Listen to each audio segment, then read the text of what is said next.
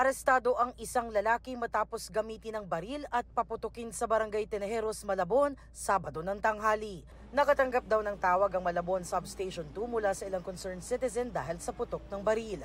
Kaya agad nahuli ang suspect. Allegedly, inahablutan daw siya ng kwintas.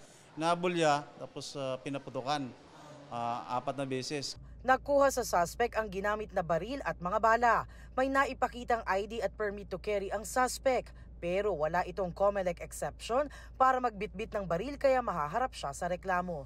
Bawal yung puputukan, baka may tatama pa yun ng iba. Kaya Ano dapat niya pong gawin? humingi na lang sana ng assistance sa pulis natin.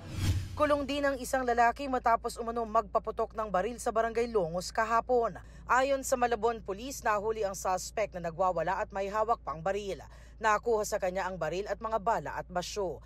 Walang tinamaan sa pamamaril nito. Ayon sa pulisya, hindi nakapagpakita ng dokumento ang suspect para sa kanyang baril. Sasampahin namin sa ng Republic Act 1196, yung willful indiscriminate discharge firearms, and Republic Act 10591, and relation sa ating Omnibus Election Code.